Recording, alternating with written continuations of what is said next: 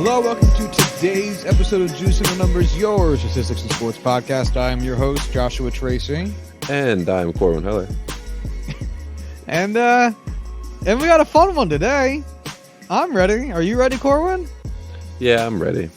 So, we're going to talk about the Pittsburgh Pirates and how remarkably bad they are at trading players.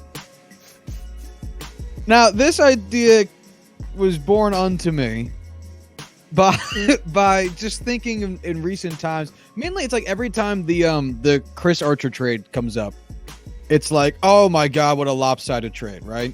Which, to be fair, it rather is. To be fair. It's not great. In fact, it's quite bad. And that just led me to think, like, I've never heard a trade where people went, oh man, the Pirates killed it. So I figured I would take some time digging through the last 5 years of Pirates trades and seeing how much WAR every player they acquired earned for them while they were on the Pirates, and how much WAR every player they had traded away had earned while on every team that wasn't the Pirates. And just total it all up and see how they come out. All right. So this was just sprung upon me. The only thing I knew going into this was that I was going to hate this episode, which is fair. I probably will not enjoy this episode too much, but I am also extremely intrigued to see what ends up. Yeah, as was I. This is ended up being really fascinating because it's just so one of the things I've completely forgotten, because the Pirates have actually been making a decent number of trades within the past 2 years, which you can just tell just by looking at the Pirates end of this, the players acquired section of this, that most of their trades happen where players accumulated WAR in 2018 and 2019. Because before that, the Pirates were like this weird organization that never traded to get better. They never acquired players. It was fucking strange. And that's led to some weird things in and of itself. And it was also strange to just see, like, without looking any further than I'm sure you've already looked, who do you think has been the most productive trade for the Pirates in the last 2 years? Like, what player that the Pirates have traded for do you think has been the most productive for them over the last 5 years? It's gotta be Felipe Vasquez. So that's what's fascinating, is Felipe Vasquez is second. He's the second most productive trade piece. Yeah, Francisco Cervelli. Oh, good old Francisco. Yeah, I can see that. He's kind of been one of those, steady workhorses for us for a long time. He put up a lot of, and we'll get to all of these numbers in a little bit more detail later on, but he put together, he was, first off, longest tenured member of the of this trade piece thing. He played with the Pirates for about 4.5 years, so just accumulated WAR based on that end. And he had almost no negative WAR, which really helped out his case. He ended up beating out Felipe Vasquez in WAR by 0.7, which is fair. And honestly, it's all the better that Felipe Vasquez isn't the best trade piece that was acquired, because he touches kids. And the Pirates couldn't even have a closer. That had to get ripped away from them by the police as well. We're also down, so just saying this is a complete non sequitur, but we're also down our next two in line to be our closer for this year. So life is looking good. Life's looking up. So I really thought hard about how to do this. I thought the best way of doing it was strictly trades, no signings or purchasings, and to only look at players who accumulated major league WAR. So there's no minor leaguers here. And that's one of the other kind of weird things about this, is how many players, I guess it's not weird, I guess it's something you don't think about, but how many players just never accumulated major league WAR. Going both ways. Like, obviously, if you look, the Pirates acquired over the course of the last 5 years via trade roughly 25 players. There were a few players who were major leaguers, but their WAR was a little bit weird. I don't want it. I can talk about it more later. Who aren't here, but roughly 25 players, and they had sent away roughly 27, and like that's not like an earth-shattering difference, but like the number of players they had actually both acquired and sent away is well north of 30. It might even be closer to 40. It's just so many people who are like trade pieces for like valuable major leaguers just never made the big leagues. It's interesting. Yeah, I'm intrigued to see what this ends up being, because as much as we've sent away big name players, and the most recent ones have been more scrutinized by the media. I mean, we still have been as successful as you could consider the Pirates being successful with some of the guys we've acquired. Um, like we both love shitting on Chris Archer. Yes. He had a good pitch last year with his slider. He had a over 5 ERA and an over 5 FIP, so he had an awful season. But I'm not even going to try to defend him. I was going to try and have like a nice little, we shouldn't shit on everybody, but no, like it was an awful trade, and Chris Archer sucks. Yeah, it's one of the things where I also, so going strictly based off of WAR is definitely rather unfair to the Pirates, because not all some of these minor leaguers are still, probably in the minors and still part of their organization, and there's monetary reasons for moving on from players, and you're also taking risks, assuming other players, like acquiring players and getting rid of players. You're making assumptions on what their talent is going to be moving forward, and that's really, really challenging, and I get that. But at the same time, the shorthanded, just like, sorry, here's how I think about it. When you are signing a player for nothing but money, that decision is almost purely financial. Because even if a player is like really, really good versus really, really bad, all you're doing is saying we are valuing this player at X, let's just say wins above replacement. I'm sure they have other things that they look at. Right. And we value that win above replacement at X dollars per win above replacement. And that's really the only equation that needs to happen. That plus, like, where's our gap in talent? Like, we need a setup man. We don't have a setup man. Like, all right, we'll do this. Like that's really it. And like, do we think this player can be successful in the future?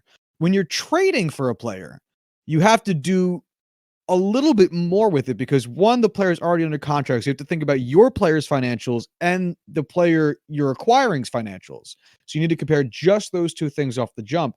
Then you need to compare and contrast, like, all right, I'm trading a pitcher for a first baseman because I have an excess of pitchers versus a dearth of first baseman. And how is that depth going to be affected by this roster move? How's the WAR distribution going to be affected by this move? What's the future potential? Is the pitcher I'm trading away, does he have a brighter looking future than this first baseman? Like, what if I have 22-year-old Chris Sale, because Chris Sale was really, really good when he was 22. At least I'm pretty sure. Well, he's Chris Sale. He's always good. And am I trading him away for, I don't know, like 34-year-old Mitch Moreland? And I know they're on the same team, but I'm just thinking of Red Sox. Like, that would be a bad trade, because even if you're on a team with Chris Sale that has a bajillion great pitchers, Chris Sale's going to be really, really, like, you should have high hopes for Chris Sale. And Mitch Moreland's older, and and first basemen aren't like that hard to come by. And he's 36. He's probably past the peak that he was going to have. It gets tough. So there's a lot more calculation that needs to go into what happens on the trade market. And then it goes into the whole player development angle, because now you've acquired a player that you think either can help you right now, in which case you probably don't need to do too much, or you've acquired a player that you're betting on the futures of, in which case you need to actually develop that player into a major league talent. And that is a whole new schematic you're going to have to wrangle with. So the trading of players is, I think, at least based on doing this with just the one team, I think it could actually be relatively well indicative of not just team need and team diligence, but also things like team valuation of different skill sets and teams' ability to develop from within.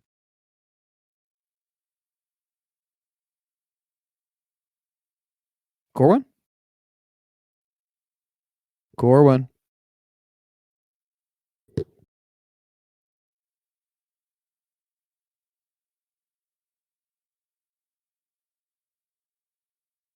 Hello?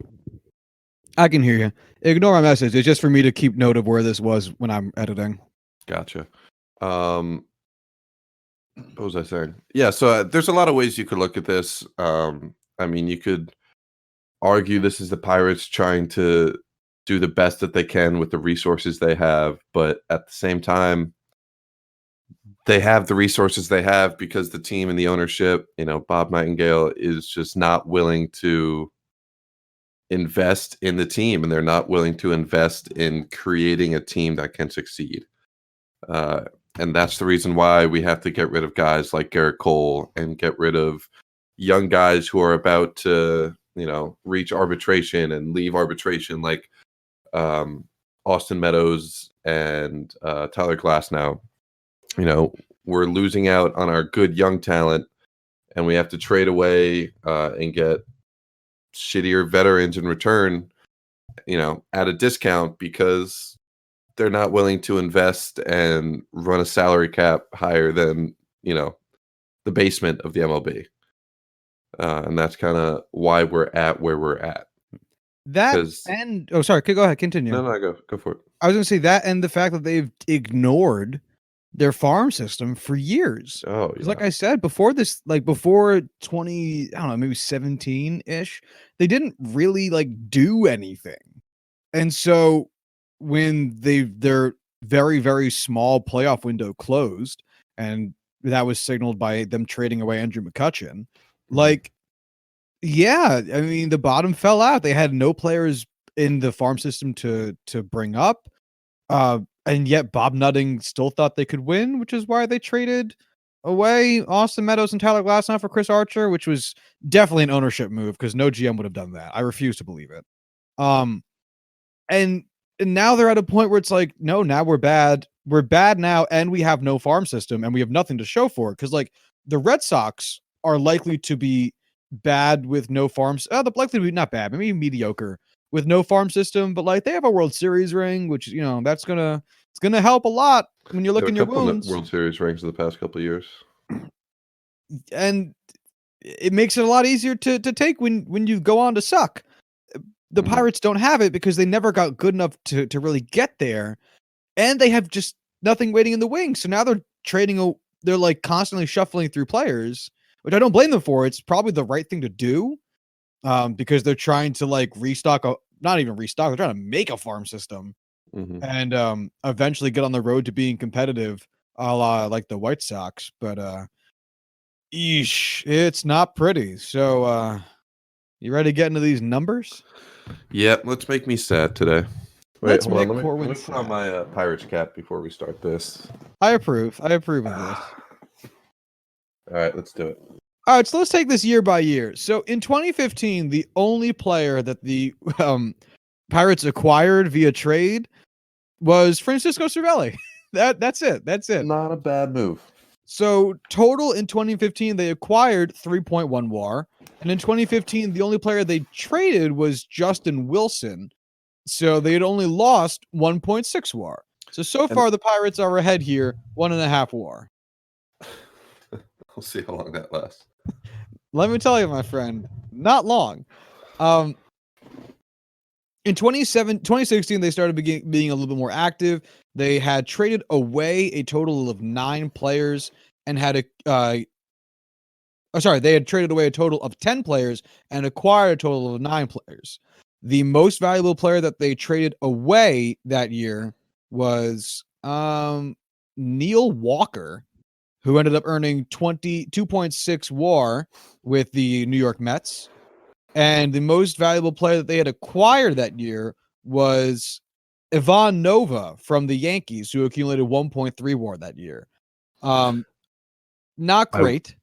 I will say that at the time, Mark Melancon was far and away the bigger name out of the guys listed there. He just happened to turn to shit immediately. Yeah, this Melanson had a really weird run. He ended up where is he now? No, now he's with Atlanta. I don't remember. I think you're right. I think he is with Atlanta. I know he was with San Francisco for the past couple years. Yeah. I'm pretty sure I have it in order there. So it should be Washington for the 1 year and then or the half a year, and then San Mhm. Fran for 2, and then Atlanta. Yeah. He was fine.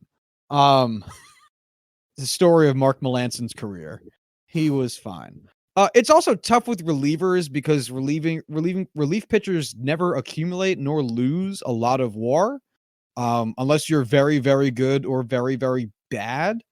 So one of the things you see a lot in this list is just like a lot of like negative 0.3s and positive 0.7s because like just how relief pitching goes, you know? Mhm. Um, Anyway, yeah, the biggest so losing Neil Walker, they also I didn't realize Keon Broxton was a Pirate. I don't even remember that. I don't remember Yeah, him being around.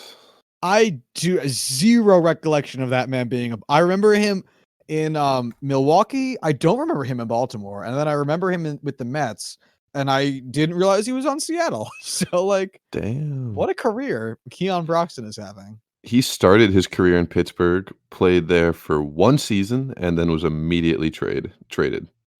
Yeah, You want and you wanna know why you don't remember him as being a Pittsburgh Pirate? why? He played in 7 games for them with 2 plate appearances. Oh, that's not great.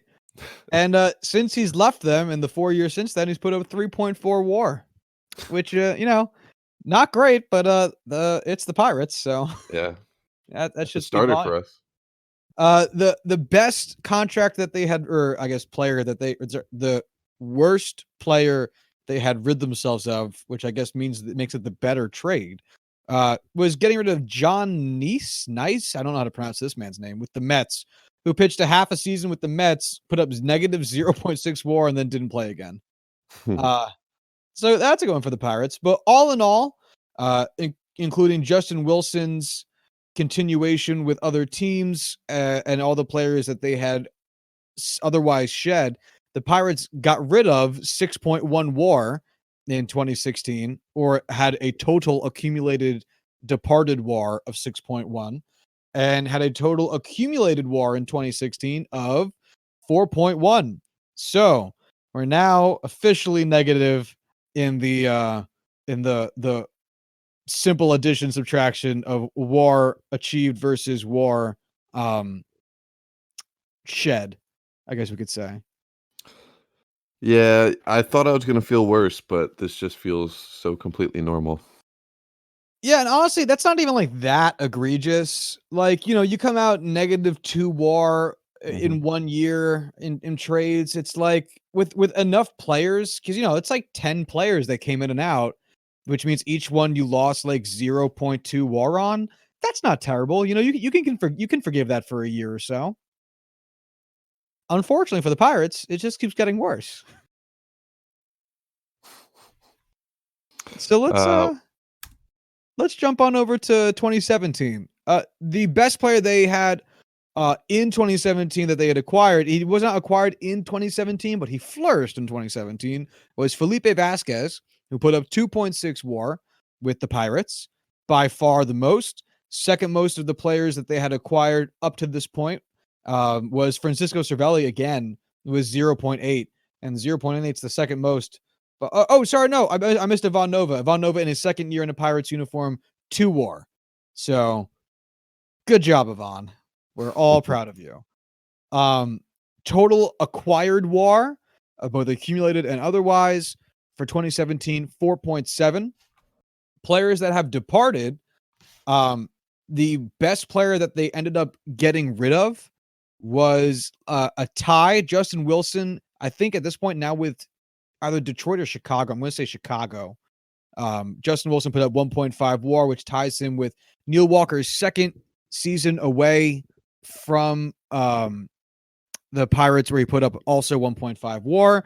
So 3.0 WAR between the two of them. Nothing really impressive outside of that. A lot of guys that didn't amount to much of anything. Like they had traded away a few minor leaguers who would eventually be putting up WAR for other teams, but no one in the immediate. So the Pirates this year only gave up 3.7 WAR and had gotten back 4.7 WAR. So that's positive.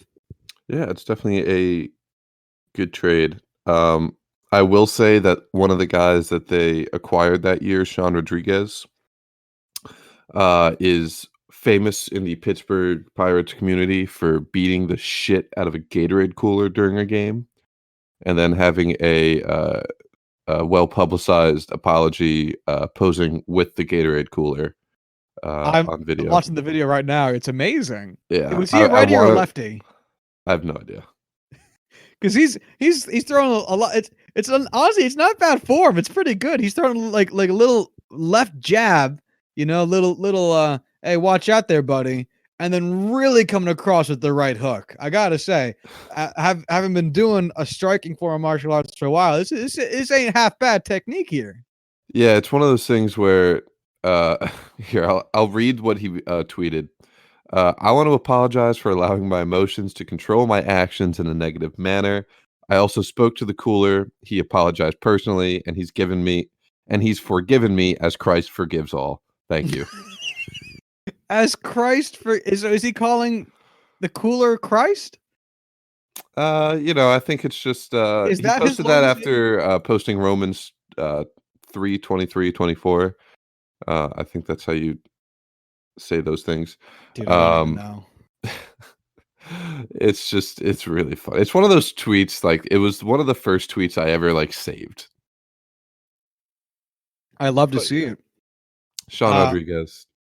I'm glad he provided you something, because with the Pirates, he put up negative 0.6 WAR. So yeah, it's bad. I'm glad you guys that. So 2015 through 2017, we're looking at a bunch of decently small numbers, nothing crazy yet.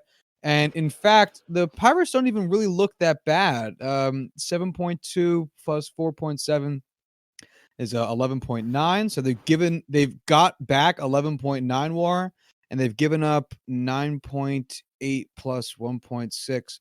All right, so like they're basically right there. They're pretty much 500. They're even keel on what they've given up versus what they've gotten back, which depending on how the WAR is distributed, could be fine. It could be 11 WAR in a space that they just don't need 11 WAR, right? They're backup first baseman, like Luke Voigt. The Cardinals didn't need Luke Voigt. They had the first baseman. Now they have Paul Goldschmidt. They really don't need a first baseman, but the Yankees did. So the Cardinals aren't missing any of the WAR that Luke Voigt puts up. This could very much so be the case for the Pirates. I didn't dig that far into it. But 2018 and 2019 tell a very different tale of how this goes for the Pittsburgh Pirates. So can we let's skip look over this year? I don't want to do this year. We cannot. It's where things get the most interesting.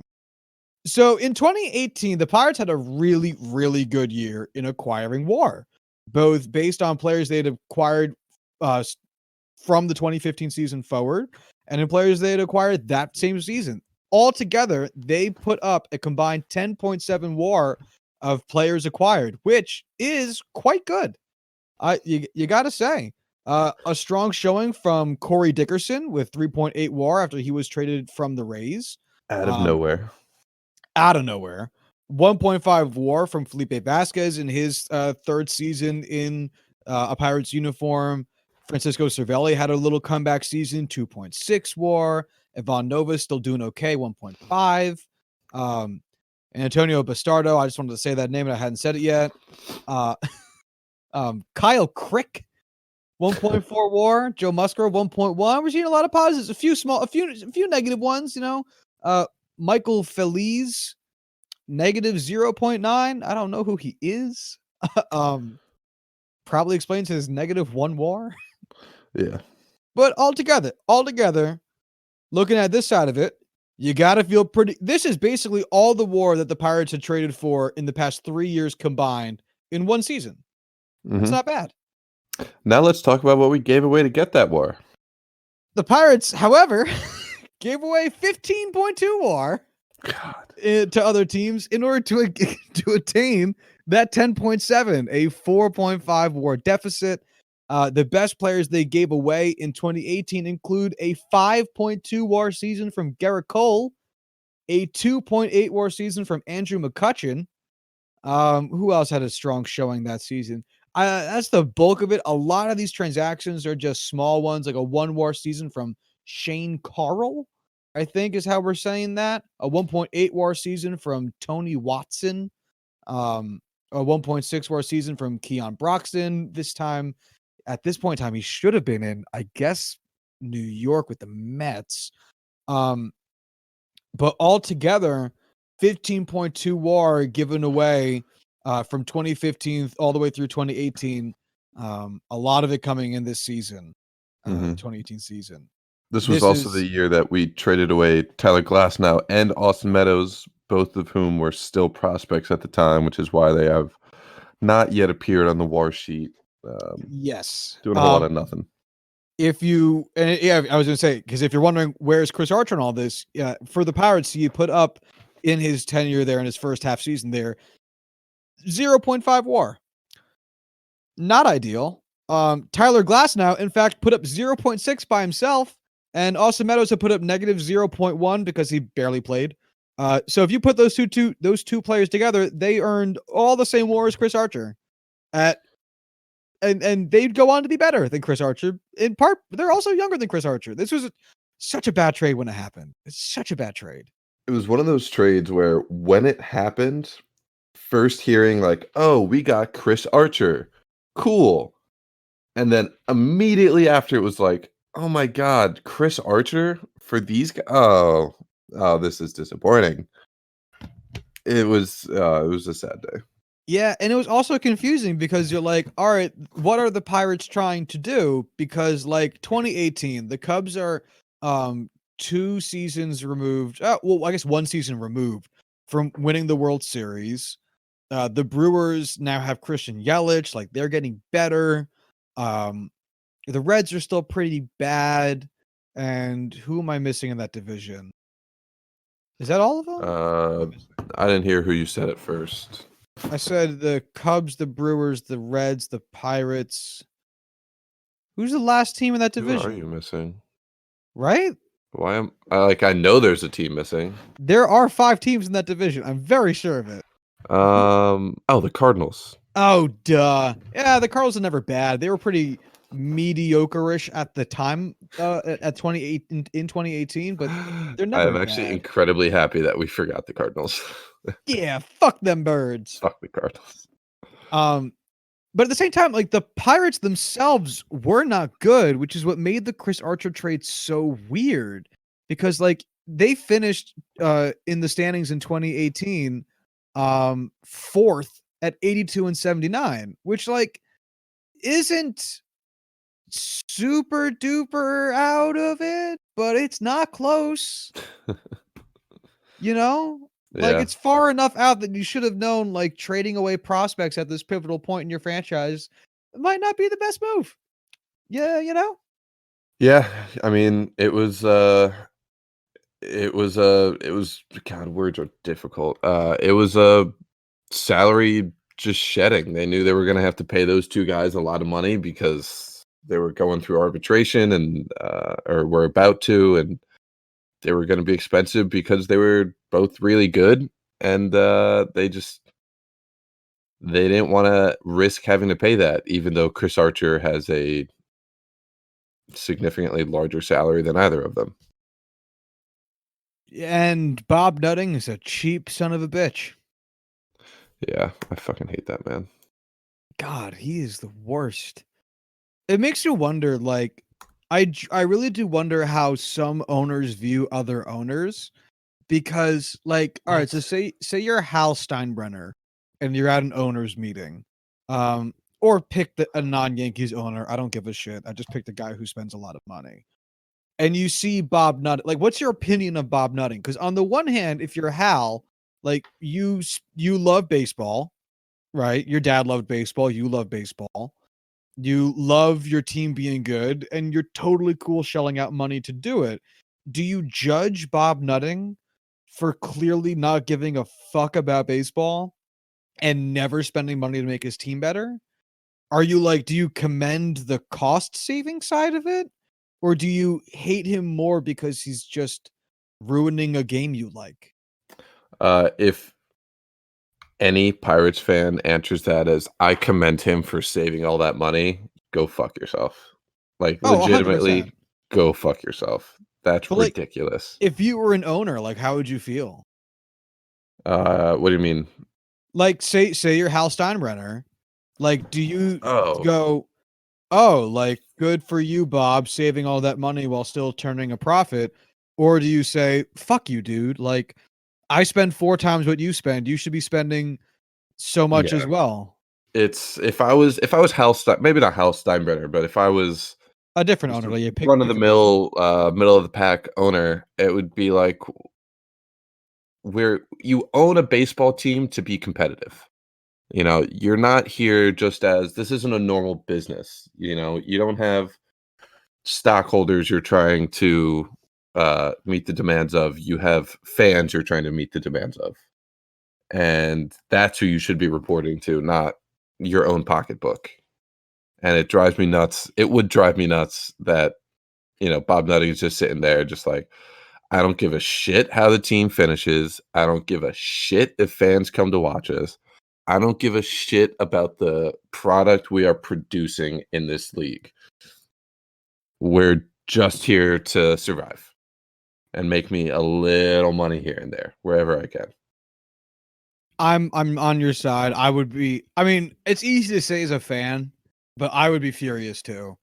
I mean, because now the more I think about it, I think all owners would probably prefer to have other owners spend a decent chunk too. Maybe not Mhm, like all of them be spending 200 million, but when you whatever's good for the goose is good for the gander. Like if they can make baseball more popular, if every single city could increase its baseball attendance by like or baseball viewership or fandom or however sales, money revenue, whatever you want to call it, by like 10-15%. And I mean, that's just more money that's going into baseball. That means eventually it's going to get its way to you, right? Because if mhm. more people like baseball in Pittsburgh, then more people will go when the Yankees are playing in Pittsburgh, if you're the Yankees owner. Or more people will go when the Reds play in Pittsburgh, if you're the Reds owner. Like it gets back to you somehow. So yeah, I'm sure that they've got to be less than pleased. Ugh. Anyway, Are we still in so 2018 here? We're still we can. celebrating the worst year of the Pirates? It's not the worst because 2019 things get worse. The story of 20 the Pittsburgh 2019 is Pirates. when everything comes together in these trades. Yeah, yeah, it's when you really see the fruit of all the Pirates' labors. So in 2019, they only acquired 2 players and they only traded away 6 players. Now, Only. the 6 players they traded away in that year accumulated oh god, I really should have sorted this out better. 1.1, oh god, 3.3, 5.1, 5.4 WAR just among these 6 players, and they had acquired negative 0. Is that good math? It's Is not that bad. is that the goal? Yes, it's like golf. The lower the better. Exactly. Um, when I saw like Jordan Luplow, who they traded to the Indians, was the first name I put in. And when I saw that he had put up 1.7 WAR, I was like, oh, this is gonna be bad. Like, Yeah. like I was like, oh, this is the first player, and it's already 1.7 to negative 0.1. This is going to be exactly as bad as I thought it was, I and think it it's was. I think it's actually really funny how like 99.9% of the baseball topics we do where we are discussing war, if we saw a player with 1.7 war, that's like, you're nothing. You're nothing. You do nothing. You mean nothing. Get out of this conversation. Now 1.7 war is like, all right, we have this is like 1930s Germany with hyperinflation, and we're just trying to count up everything we can because we need it all. It's funny. It's like selling bread where you just get by on the margins of it. It's this weird thing where it's like you're betting on futures and you're also trying to escape on the margins. It's so weird. Thank you So for having a connection that actually made sense. I totally got your Germany reference. Anyway, so the best player for the Pirates in 2019 that was acquired by trade at some point over the span of 2015 and 2019 was Brian Reynolds, who had gotten from the Giants in 2018, who put up a 3.9 WAR season for them. Other players of note: Felipe Vasquez put up his last season in baseball with a 2.9 WAR season. And and Joe Musgrove put up 1.7 WAR, and those are the only three players out of the 25 players that the Pirates had accumulated up to this point that have played in Major League Baseball games that put up positive 1 WAR or more. That's it. 3 players. Um, out of 25 players they had acquired over the last 5 years, 3 players in 2019 put up 1 WAR or better. This is the part where I'm sad. This is past feeling comfortable and where it normally is. This is now pure sadness. Yeah. So all 20. Go ahead. Sorry. It's like, and only 2 of those 3 are going to be with the team in the future. Because one of them was Felipe Vasquez, and his career is over.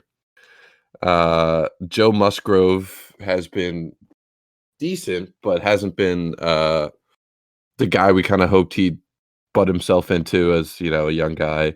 And Brian Reynolds, who we got from the Giants, has been phenomenal for us. Like, he was honestly one of our best players last year, and was in a race for the batting title.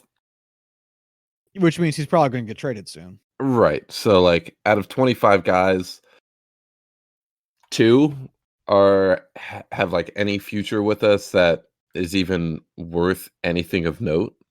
I mean, yeah, Chris Archer's still there, but expectations for him are just so unbelievably low.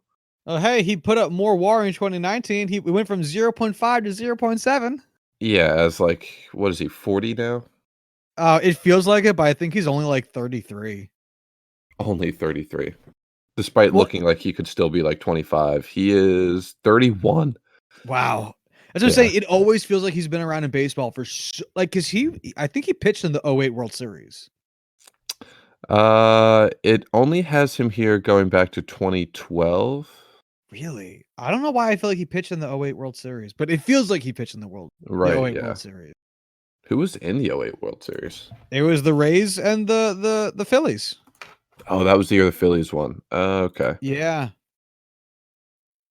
Man, No, he never did. I made things up. He's only been in 2 postseason games: the ALCS against Cleveland in 2013 and the ALDS against Boston. Oh, what's weird is he registered the win in Cleveland, but doesn't have any stats for it, and he registered the loss against Boston. 1.2 innings pitched with 1 hit and no runs given up. Oh, that must just be team stats then. All right, Yeah. Fair enough. What do you think Chris Archer's lifetime batting average is? 100. What, 100 on the money? Really? Yeah. No shit. Lifetime OBS plus of -29. Yeah, that sounds about right. That's our boy. God, does he have any home runs? Who does he? I don't think he does. He has 0 home runs, 0 triples, 1 double. He has 1 double. All right, 8 hits in his career. That's my goal for Chris Archer this year. I don't care what he does pitching, because expectations are just astronomically low. I just want him to hit a home run. I wish you the best with that. Anyway, the 2019 total WAR accumulation for players obtained that season and the 5 years prior, 8.6. It actually went down 8.6. They lost WAR from Ivan Nova, who wasn't with the 2019 squad. He wasn't traded away, I believe. I think he just left in free agency. They lost WAR from Johnny Barbado, another name I just wanted to say. Corey Dickerson got traded, I believe. That's 0.5 WAR. Is a trade, or did he retire? Or did they cut him? I don't remember. I just did this and I don't remember.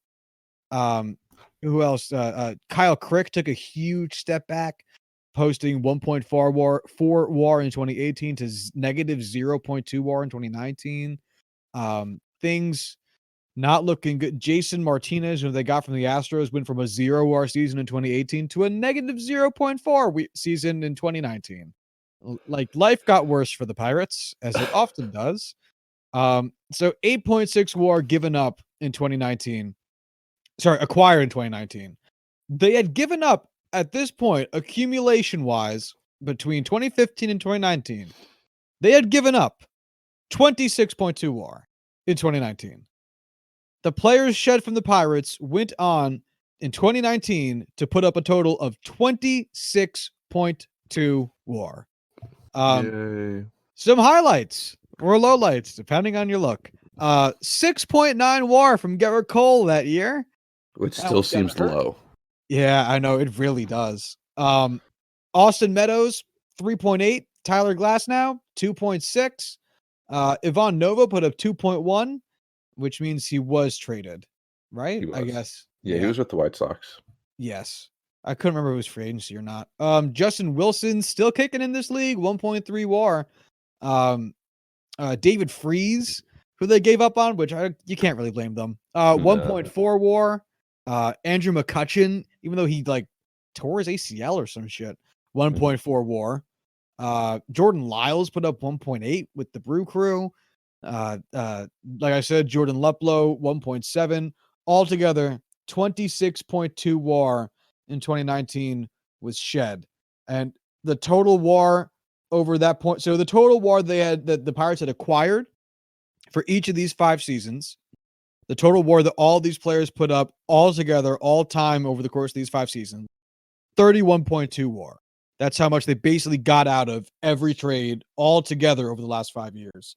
And they had given up in that time 52.8 WAR. Yay. God, it's fucking sad to look at those numbers. I want to just really drive this home for you here, Corwin. So in 2019, as I said, 26.2 WAR. How much WAR do you think the Pirates put up in 2019, Corwin? As a team?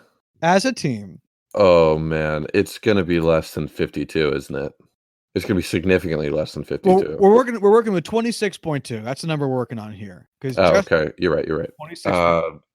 25. Are you ready? No. Because the number is 15.4. No. They put up in 2019 12 batting WAR and 3.4 pitching WAR. Oh my god. Yeah. I was like, all right, it's gonna be less than 52. If we got 40 WAR, that's actually not so bad. There's some hope to be had. Fuck me, dude. I know, 15? Man. 15.4 WAR. Dude, I need to start finding a new team.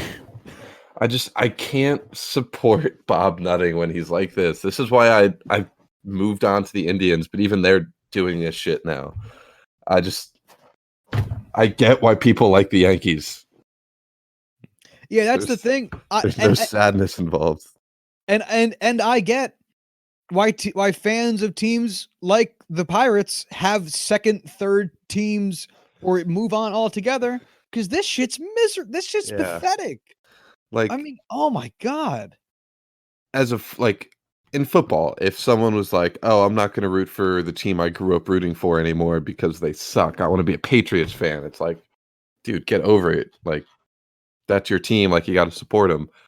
I didn't grow up with the Pirates. I adopted the Pirates when I got into baseball because they're from Pittsburgh. I grew up watching the Yankees and the Mets, and well, nothing will ever get me to be a Mets fan. I don't hate No, myself that much, no, but no it's one like should. I get why some people would say you can't just abandon the Pirates, like they're your team, like you gotta support them through thick and thin. Uh, the Pirates are a work friend that I met recently, and we're acquaintances. We're not, lovers. And as much as I want them to succeed, it's hard rooting for someone. It's hard rooting for an ownership uh, group that just doesn't give a shit, and there's no hope in sight. I don't know. It's a long debate that we could have about, the due diligence a fan has to do to like be a fan of a team and whatever you want to argue against or for with that. It's just baseball's sad. So much sad. And I'm sorry to just continue piling this on you. You might be saying to yourself at home, well, the Pirates have traded a lot, and a lot of these players that they traded for were minor leaguers. Because as you said, you did not include minor leaguers, Josh, and you're right, I did not. So, I have two farm system rankings up here. Bleacher Report has the Pirates 22nd ranked farm system in all of baseball. And I have the MLB.com one from the conclusion of 2019. So it's a little bit dated. I don't know, dated as of like maybe 4 months or so, where the Pirates are a little bit more favorable, listed at 15th. Even at 15, that's really low based on where they should be, like Mhm. where they would be to have a glimpse of hope. Because, like, let's see who are the teams around them. So number 15 is the Pirates. Number 14 is the Rangers, who are planning on being competitive this season. Um, the Orioles are ahead of them, which they're bad. That makes sense. The Indians are ahead of them, which again, wishy-washy, but relatively trying to be competitive. The Mariners are ahead of them. They're bad. The Blue Jays are ahead of them. They're trying to get better. The White Sox are ahead of them. They're almost there. The Twins are ahead of them. And the Twins could win their division, and they're ahead of them. The Braves, same boat. The Tigers, they're bad, but being near the top of this list is where you want to be if you're bad. The Diamondbacks, which they are a wild card 2 team at best, but still in the hunt. The Marlins are bad, which good for them for being at the top of this list. The Dodgers at number 3, which is so fucking stupid. I hate it. The Rays at number 2 and the Padres at number 1. And the Pirates are just in a weird spot where like they're so low on this list and they're bad. It's a recipe for disaster. Yeah. Just looking at the Athletic, Keith Law has them 14th, behind teams like the Mariners, the Royals, and the White Sox, and ahead of the Twins, the Mets, and again the Rangers. Not a great position. Definitely not the worst. Obviously, 14. That's top half. Um, it's just the lack of any significant prospects. I mean, Mitch Keller, Brian Hayes, O'Neal Cruz are kind of the big three, but it's not like any one of them is gonna be the savior of this franchise. No. They're not. No, they need a new owner to save them from the franchise or to save the franchise. Uh Man, it's just like team player value for pitching. 3.4 WAR. If you double it, that's still less than Garrett Cole was worth last season.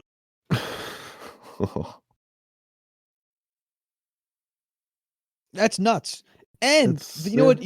I'm gonna hurt your feelings again. Oh, thanks. 3.4 WAR from pitching. Felipe Vasquez was 2.9 of it. Really? Yeah. Y'all got a half a win out of your pitching from everybody not named Felipe Vasquez, Oh my god. who's not playing baseball next year because he touched kids, which is not the Pirates' fault. But I don't know if Like he touched kids. I think he was just sending nudes to kids or getting nudes. I I don't thought really know. he said he had a sexual relationship with a 13-year-old. I thought it was too. Because I We think don't need. he definitely admitted it. Like I gotta Yeah, say, for being a pedophile, he handled the whole police thing really well because he turned himself in. But still, should go to jail. yeah. There's also that strongly hinted rumor that he bangs his sister. Oh my god, the creepiest relationship in the world on Instagram. Yeah. Oh God, I didn't even know they had an Instagram. Yeah, because that's how the rumors all started. Because like they'd be posting all these wildly suggestive pictures of themselves like together on Instagram, and it's like, oh my god, dude, that's your sister. And like he took her name as well. Yeah, like a bunch of weird shit. So anyway, without him, the Pirates pitching put up one half of a win above replacement. Yay. Yeah, that's just it's just not good, man. And it's not getting any better this year. It honestly, I can't say that because it's hard not to get better than that this year. Well, if there was ever a team to find a way to make it worse, it, it's it's Yeah, those Pirates. It's yeah. those pesky Pirates. Um, Brian Reynolds was the chief WAR getter for all batters for the Pirates last season, and he was a trade recipient. He was acquired to the Pirates from trade, so that looks good on their trade reporte here. Um, Unfortunately, their third best batter, uh, wait, hold on, yeah, Starling Marte, 2.9 WAR. He just got traded. Um, Yep. and he's going to make this list look worse for 2020. Yeah. It's basically the Brian Reynolds and Josh Bell show this year. For however long they can hang on to that. Yeah, I honestly don't think Josh Bell's going to be around at the end of the season because he's going to have to make money someday, and they're definitely not going to be the team to give him that contract. It's just crazy because like if you were to tell somebody in like let's say 2017, who do you think's going to be better off in I don't know, 5 years, 2017, the Pirates or the Marlins? Why you got to do me like this, Josh? You know why? You Uh, dirty bitch.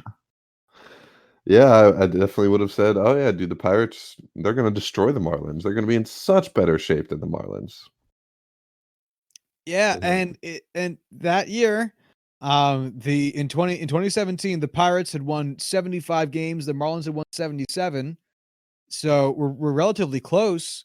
And the Marlins would then go on to lose a butt fuck more games. They went the teams Miami went 63 and 96 the following season, with Pittsburgh winning 82 games. So if you pick Pittsburgh, it looks good. And then the Marlins would go on to win even fewer games. They won 57 and 89. Sorry, that's not right. I was looking at Milwaukee, thinking that was a loss total. It was not. Miami won 57 games the following year, so it got worse. And the Pirates won 69 games. But the Miami has a decent farm system. They're actually starting to kind of, it doesn't seem it based on the standings, but they're starting to climb out of it. And the Pirates are just going to get worse.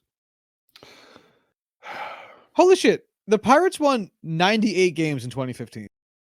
Yeah, I don't even remember that. we went to the wild card and lost. I'm Yeah, pretty sure wow. to the Cubs. Oh my God. Yes, that was that season. Yeah, 2013 and 2015, the world's smallest window. 94 wins, 88 wins, 98. Yeah, like we went to 2 or 3 wild card games over like a 3-year span and lost to the Cardinals and then the Cubs and then the Cubs and then the Cardinals like 2 of the 3 times. I don't know. It's just it was sad. It was sad days. All right, I've got a fun question. When was the last time the Pirates won 100 games? The last time they won 100 games 100 games. was Roberto Clemente alive.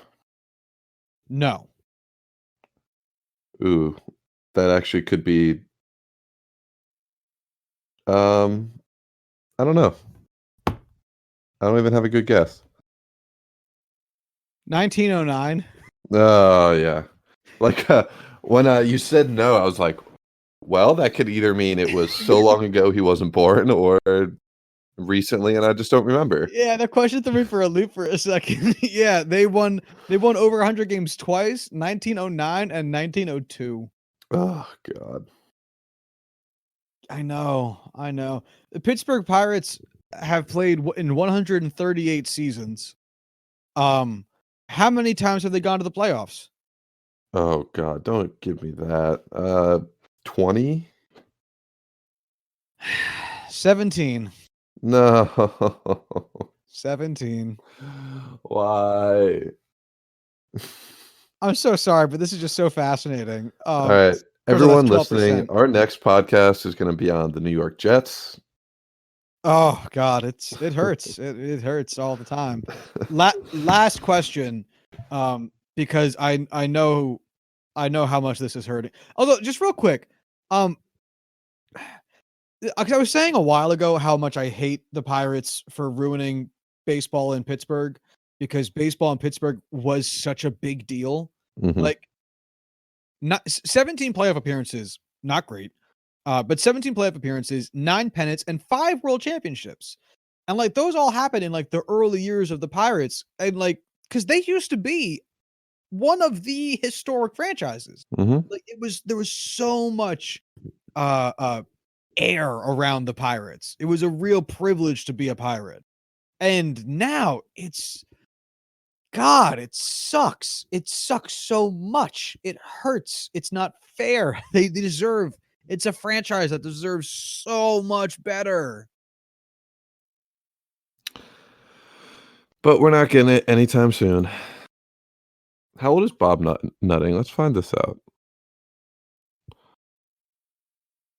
I have no idea. I hope he's like 60. He's probably younger than that. I feel like he's a younger guy. Bob Nutting is 57. Yeah, he's Fuck. gonna live forever. Well, Uh, there goes the hope that he he fucking dies. hey.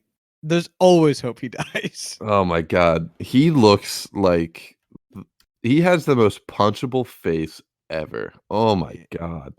yeah, yeah, he does. He looks like such an he looks like a guy that would be the bad owner. Like What's the Pirates all time win percent? 423. 503. Oh, nice. Yeah. They are currently they currently have 10,545 wins to 10,405 losses. So they're only 140 losses away from or net losses I should say away from going below 500. So luckily Corwin that shouldn't happen for a number of years. Um Mm. as the Pirates I mean net 145 losses is a or one net 140 losses is a fuck ton of losses net. So I mean, how many Pirates had what? 69 wins last year? Um which translates to a certain number of 90 something losses. That's like negative 60. So it could happen a lot sooner than you think. it would still take like 4, 5, 6 years, Maybe. I I guess. don't want to say anything that would be like, "Oh, bet," because I don't want that to happen anytime soon, but it might. Um. Oh, that's sad. All right. So just I don't mean to make you feel as bad as I am, Nah, it's but okay. uh, Barry Bonds played for Pittsburgh. All right. Now you can go fuck yourself. Barry Bonds plays for Pittsburgh for 1, 2, 3, 4, 5, 6, 7 seasons. 7 seasons. All right, seven seasons. He put up 50.3 WAR.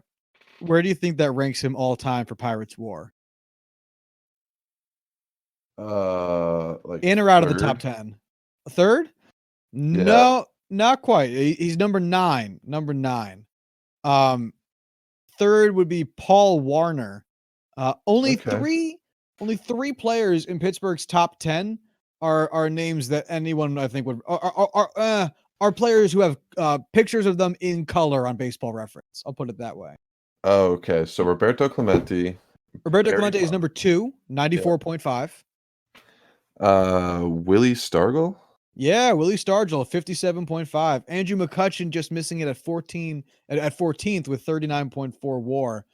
39.4 WAR is not an earth-shattering amount of WAR. It's very, very respectable. I love Andrew McCutchen. The fact that puts him in the top 15s, kind of sad. Kind of sad. As much as I want Andrew McCutchen to be in the top 5, whatever it is, top 10 even, it would be very upsetting if he was actually would be able to do that with the numbers he has. Yeah, I know, man. I know. Do you have any impression of who number 1 is? Honus Wagner. Honus Wagner. Yep, is 120.1 WAR. The Flying Dutchman. The guy with a really expensive baseball card. Yes, sir. All right. That's all I had on this topic. I think we finally exhausted the Pirates' hatred here.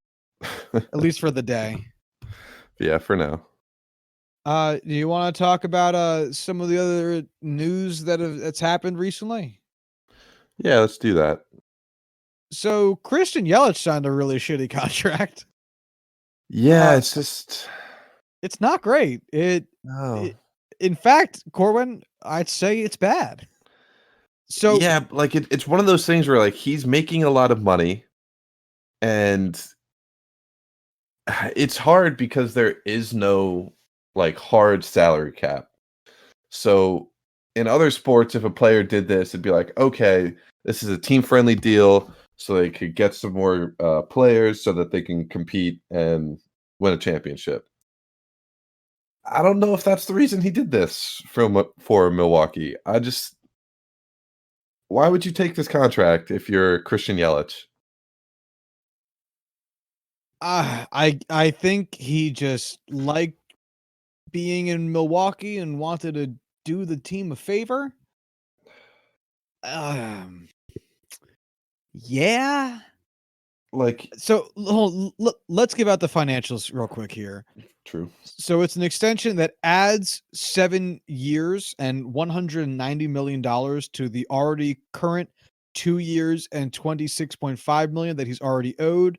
So altogether, think about it. You can think about it this way. Altogether, Christian Yelich is now under contract for an additional 9 years from today, 9 years and $215 million, which is not a lot of money. That is really, really not a lot, considering the contracts that were just signed by other players.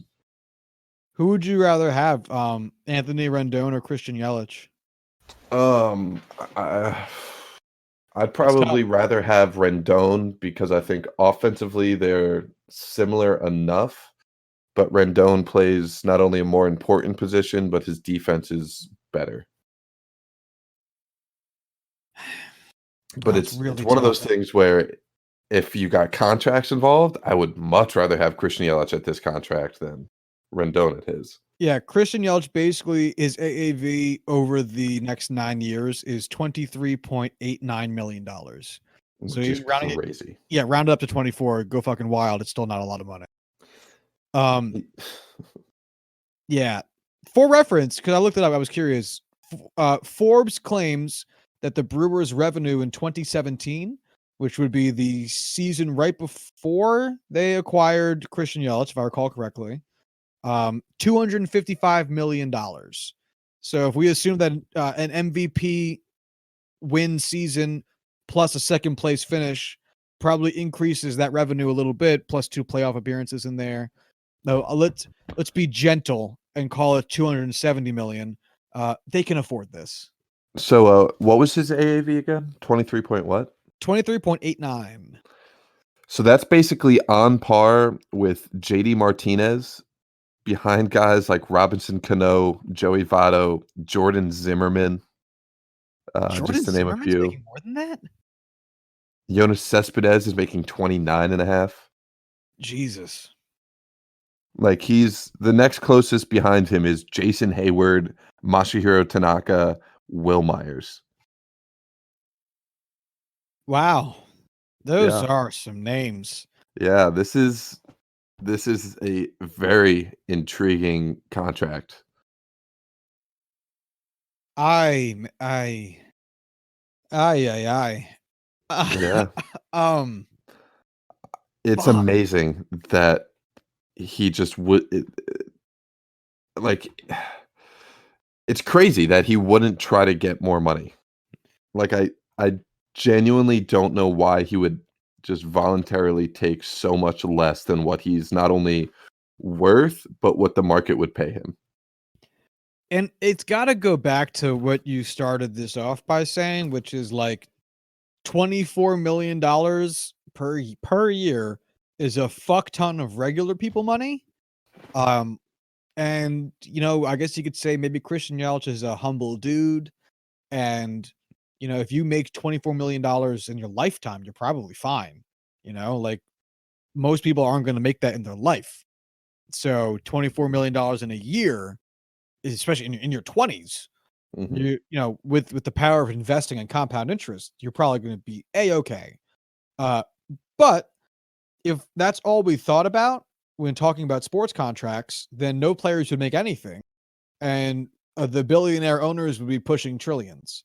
So that's not a viable mode of thought, and yet it's a weird cross section where if you're Christian Yelich, you're presented with this contract where it's like all right, so the Brewers come to Yelich and they say, Chris, because they call him Chris, we really love you. We really want to keep you around. We know you could go out there and get a $35 million per year contract because we know you're that talented and we really believe in you as a player. But we also know that the Brewers' current financial situation, we couldn't do it. But we want you to stay here. And so we put together this deal that's going to have you here for the next 10 years, the whole entirety of the 2020s, with a mutual player option for an additional year. We really want to have you around, but the figures will be smaller. Is that something you can be amenable to? And then you got to be Christian Yelich, and you got to think to yourself, I loved it in Milwaukee. They took a chance on me. They saved me from Miami. Take a chance on me. I'm a lot closer to California, which is where I'm from. $24 million per year is a lot of money. I now have a guarantee to play baseball for a decade with the team I like, and the uniforms are cool. And you got to make that call. And I can understand how it would be tough, but at the same time, like if I'm a cold-blooded agent, I would tell Christian Yelich, no, let's go get more money because you're better than this. Mm-hmm. A lot better. A lot more. Like, it's one of those things where if he wanted all those things, if he wanted a 10-year contract, if he wanted to be closer to California, if he wanted a team with cool uniforms, I know those are all made up reasons we just did. Go to the Padres. Yeah, any one of those teams in California would be like, yeah, okay. The Dodgers would be like, probably can't afford you right now. The Angels would definitely say, we can't afford you at all right now. But there are so many other teams out on the West Coast who would be like, yeah, bitch, let's go. Hop on board. We're going somewhere, but we're going together. Again, the Padres would have been perfect. Man, Christian Yelich's career is so wild. Yeah, like for real. The man has a very, very interesting career history. And it's just gonna get weirder with this Mhm. contract. But I guess what can you do? God. I guess there's always no, there's not. Are there opt outs? I didn't see anything about opt outs.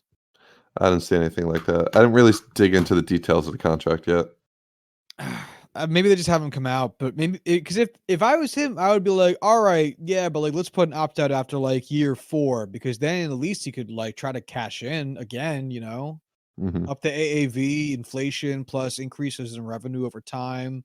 If he's actually if he maintains even a very high percent of his current production, like he'd totally be worth it. But Yeah. I mean, the bottom line is a guy who has won the MVP last year and finished essentially 1B in it this year should not be the 25th highest paid player in MLB. no, nope, he shouldn't. And yet here we are. Here we are. Uh I think that we can conclude baseball talk for the day. I think we've Yeah. exhausted all of it. You want to talk about? Oh, we had one other baseball topic. The a man who claims to be the originator of the Phillie Phanatic design, the mascot design, is suing the Phillies for ownership of that design. Um, and that means that basically, if he wins, the Phillies can't use the Phanatic anymore as their mascot. Um, and that's hilarious. I don't think there's any way this guy wins this dispute, though. I mean, it's been the Phillie Fanatic has been used by the Phillies for so long and so prominently that I think they are essentially, unless this guy has copyright on the Fanatic in its current form, like right now, there's really no way he's going to win this suit. I think he also probably show some type of like breach of contract or something. Yeah, I have no idea, but if you are a Phillies fan, I don't think you have too much to be worried about. If the Phillies lost the Fanatic, what would you call their new mascot? Just use Gritty. Yeah, Gritty. Just use Gritty. That would Uh, honestly be probably the most effective option. I think it should be a monster style horse. And then the horse could take craps that Philly fans would eat, and it'd be like fun stuff like candy, but it would all be brown and look like shit. Yeah, sure. Why not? Because fuck you, Philly. Y'all actually ate horse shit after the Eagles won the Super Bowl. No one asked you to do that. Someone Uh, asked somebody to do that, and they did. Fuck y'all. Shit was weird, man. Yo, I love the Jets. I love the Jets. They have not won the Super Bowl in my lifetime. It's been 50 some odd years. It's not looking close. And if they won the Super Bowl, I can guarantee you my first thought would not be let's go gobble down some shit. I will I will do the best I can to all those listening wanting to see that happen. I will do the best I can to make it happen.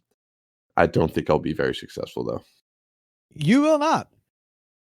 Yeah. Also, real quick, a member of the Red Sox organization just commented on Chris Sale a few hours ago, saying that the Red Sox are going to get one more opinion from a Dr. Neil Alatrash, saying we need to get this right, which makes it sound like Chris Sale's going to have Tommy John surgery. I'm sorry, but that was a very funny name. Yeah, Alatrash. Yeah. Yeah. Um, But shame for Alatrash. Chris Sale, Neil but Alatrash. Yeah, I don't think the Red Sox would be super concerned about getting this right if the news was, "Oh yeah, bro, he's like totally cool." No, he's totally fine. You shouldn't have even come in. They wouldn't even care. This sounds like Chris Sale's getting gonna have Tommy John surgery. which as for baseball, that's awful. Yeah, this took Um, away probably the one thing Red Sox fans really had to look forward to about this year. I do feel really great about our over-under for Red Sox wins this year now, but I don't like how it came about. All right. Sorry to take this away again. I just got a notification that apparently Brady and Belichick just spoke for the first time since the end of the season. And according to someone involved, and I can't make out whose this is coming from, but apparently this conversation did not go well. Ooh, Oh man, I think Brady's not playing for the Patriots this year. that would be fucking amazing. Oh man. I really Ooh-wee. hope he doesn't play for the Patriots this year. What if he came to the Jets? He wouldn't because, they have no reason to sign him, but how would you feel about Tom Brady if he was a Jet next year? If he was riding the pine, I wouldn't care. I'd care a bit if he was playing, because then we're not playing Sam Darnold, and quarterback is a binary position. You can't both throw the ball. So I'd feel annoyed more so just that Sam isn't playing and growing than I would feel about Brady being here. So supposedly the Bucks, Titans, Raiders, and Chargers are the top teams. Oh man, it's tough between the Raiders and Chargers because he's a California kid, so playing for a California team like the Chargers would be. Mhm. Playing for the Raiders would be interesting too. I think that both teams are actually doing a lot better than their records would indicate. That'd be Yeah. interesting. I also see here, just on another non sequitur, that Muhammad Wilkerson just got arrested with DWI. Oh, good for him. I'm really proud of him and all he's accomplished. Yeah, I figured you'd like that. What do you think of AJ Bouye getting traded for a fucking fourth? Yeah, this is very odd. I mean, I know he has a very large cap hit of 13.4 million, which is why this was a fourth and not something like a second. But the Broncos have plenty of cap space and they needed some quarterback help, so I'm all for it. I didn't really expect the Broncos to do this because I don't see them competing anytime soon, but this is basically Chris Harris's replacement. So it should be good. I like that AJ Bouye is out of Jacksonville because that place is a just hellhole apparently. So Yeah, it sounds like no one's thrilled to ever have been in Jacksonville. yeah, exactly. I don't think I've heard a single player really be grateful for their time there. Yeah, it's one of those things where I've heard a lot of negative things since Tom Coughlin's gotten there, and very few people were willing to, have his back. That's not a good sign at all. No, it is not. Do you want to close out talking about this Nick Foles business? Yes, there's really not much to say about this other than the Jaguars are rumored to be looking to trade Nick Foles as, opportunity to start Gardner Minshew for the upcoming season. It's one of those things where I'd like them to stick with Gardner Minshew because I think his ceiling is much higher than Nick Foles anytime soon. But at the same time, I don't know who's going to be buying Nick Foles from them, especially with the contract they gave him. So, good luck. Could be one of the QB needy teams that you had read off in regards to the Tom Brady free agency. Yeah. Maybe one of them. Maybe. It's tough because it's Nick fucking Foles. It was a weird contract to begin with. Mm-hmm. Yep. So much for that man's career resurgence. Sorry, Big Dick Nick. You tried your best, pal. It just didn't go your way. Yeah. Anything else? Nothing I can think of. All right, then let's wrap it up, shall we? Yeah, let's do it. All right. If you want to follow the show on Twitter, you can do so at JuicingPod. You want to hit us up via email at juicingthenumbers@gmail.com. And until Monday, y'all have a good one. Bye.